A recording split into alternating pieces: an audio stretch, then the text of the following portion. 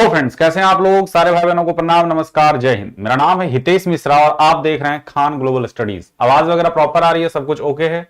देखिए, लगातार आपके लिए वैकेंसीज पर वैकेंसीज आ रही हैं और फिर से एक वैकेंसी आ गया। अगर आप ऐसे छात्र हैं जिनकी तैयारी एकदम अच्छी है तो आप एक साल के अंदर मतलब कोई ना कोई सरकारी नौकरी प्राप्त कर लेंगे, क्योंकि एसएससी अपने अभी फुल फॉर्म पे।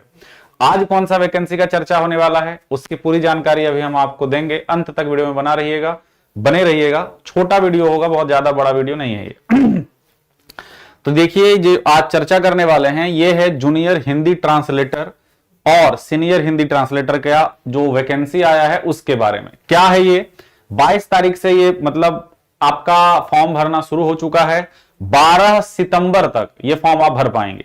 और आप देख लीजिए, लास्ट डेट जो है ऑनलाइन एप्लीकेशन का वो भी 12 तारीख है और ऑनलाइन पेमेंट भी जो है वो 12 तारीख तक ही है। एक्चुअली हुआ क्या है कि पहले जो है ऑफलाइन होता था तो 1-2 दिन एक्स्ट्रा मिल जाता था चालान वालान के लिए। अब जिस दिन लास्ट दिन होता है उसी दिन तक आप वो फॉर्म भर पाते हैं, मतलब, और साथ ही साथ उसी दिन तक आप पेमेंट भी कर पाते हैं। तो आप ये मत सोचिएगा कि भाई चलो फॉर्म भर दिए, पैसा बाद में पे कर देंगे, वैसा नहीं, सेम डे करना है। करेक्शन अगर करना हो तो 13 और 14 तारीख को आप कर पाएंगे। एग्जाम इसका अक्टूबर में फिक्स है, ठीक। अब इसका जो आगे बातचीत अगर करें, इसकी सैलरी कितनी है। सैलरी की अगर हम बात करें जूनियर हिंदी ट्रांसलेटर जेटीओ, तो आप देखिए 35,400 से लेके 1,12,400 रुपए तक, मतलब सरकारी नौकरी ये किस लेवल का है आप देख सकते हैं कि इसका जो मैक्सिमम सैलरी है इसका ये लेवल 7 में 1,42,400 तक चला जाएगा। तो ये जो अब हम बोलते हैं ना कि अगर अच्छा आपका तैयारी है और अगर आप इस क्वालिफिकेशन को रखते हैं तो ये भर्ती आप ही के लिए है। क्या क्वालिफिकेशन है आगे अभी हम बताने वाले हैं।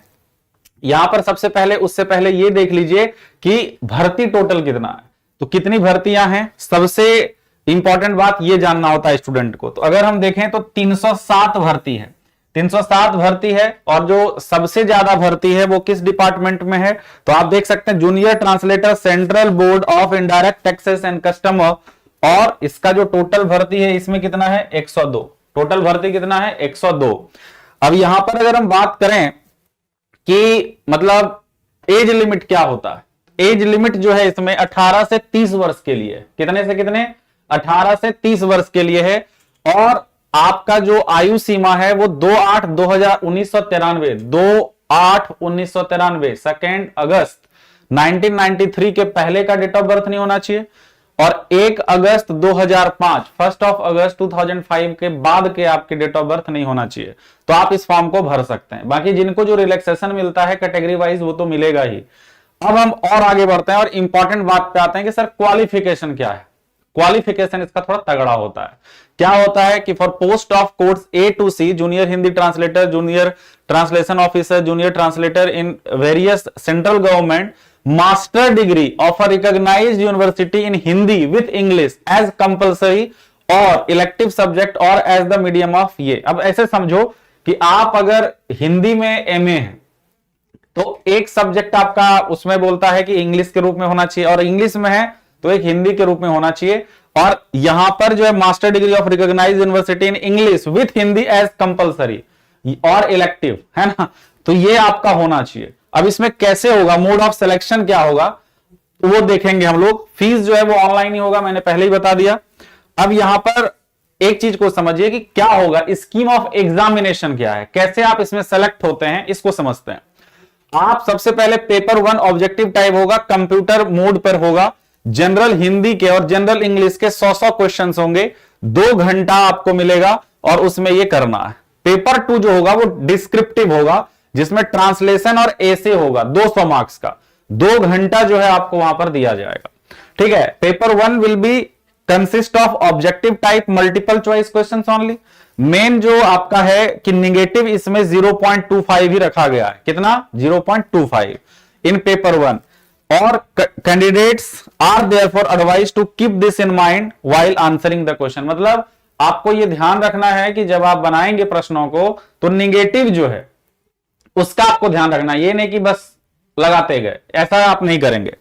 अब बात है कि जो पेपर 1 है वो तो आप समझ गए। पेपर 2 में क्या है कि this will contain 2 passages of translation, मतलब आप अगर इंग्लिश से आपको देगा हिंदी करने और हिंदी से देगा इंग्लिश करने, मेन तो यही है ना आपका पोस्ट।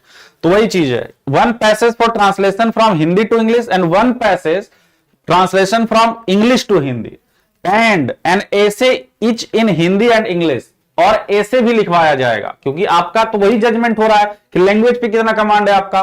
तो आपका एक ऐसे हिंदी में होगा और एक ऐसे इंग्लिश में होगा। फिर से समझिए, पहले आपका जो पेपर है 2 पैसेज होंगे जिसको इंग्लिश से हिंदी में, 2 होंगे जिसको हिंदी से इंग्लिश में, हिंदी इंग्लिश और इंग्लिश हिंदी। इसके बाद ऐसे भी लिखना है, एक ऐसे इंग्लिश में और एक ऐसे हिंदी में, ठीक है। अब the level of the paper will be consistent with the educational qualifications prescribed. Level उसी का हिसाब से रहेगा, जैसे एमए यहां मांगा ही गया है तो उस लेवल का यहां पर क्वेश्चन रहेगा, ये आपको ध्यान रखना। ये तो पेपर 2 हो गया।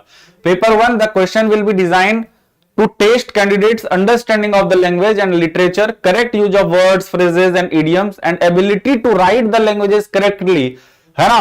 और इसका आप मेन इंपॉर्टेंट समझिए कि इसमें लोग भी कम अप्लाई करते हैं, क्योंकि एक तो इसका क्वालिफिकेशन ज्यादा है, दूसरा लोग डरते हैं कि हमसे होगा कि नहीं होगा। तो ये अगर आप इस क्वालिफिकेशन को रखते हैं तो आप इस पोस्ट को जरूर अप्लाई करें। मतलब जो भीड़ बहुत ज्यादा रहता है दूसरे एग्जाम में, इसमें नहीं रहता, यही हम कहेंगे।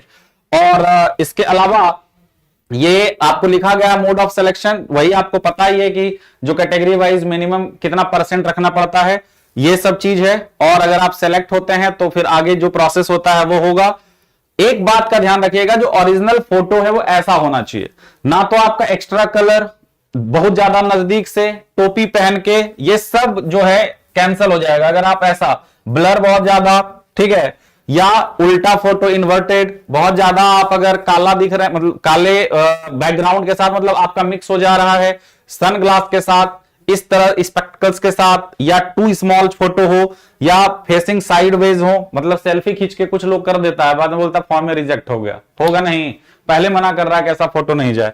तो ये चीज आपको ध्यान रखना है। बाकी खान ग्लोबल स्टडीज पर लगातार आपके लिए क्लासेस, वीडियोस आते रहते हैं, जुड़े रहिए पल पल के अपडेट के लिए। और आपको अगर कोई भी डाउट हो आप कमेंट करिएगा, हम लोग आपके साथ हैं। सारे भाई बहनों को प्रणाम, नमस्कार, जय हिंद। फिर से मिलेंगे नए वीडियो के साथ, तब तक यूं ही हंसते रहें, मुस्कुराते रहें, अपना ख्याल रखें, चैनल पर जुड़े रहें।